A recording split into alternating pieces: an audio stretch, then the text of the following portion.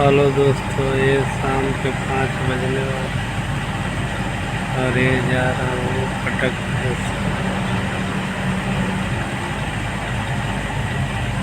ये आगे शाम हो गया। वीडियो लाइक सब्सक्राइब करते रहिएगा। वीडियो अच्छा लगे कमेंट भी।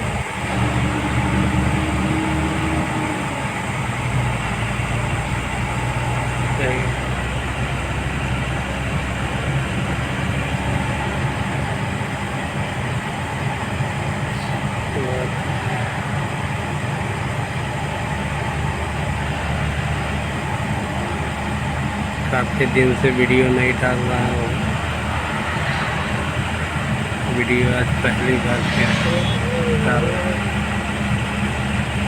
Like subscribe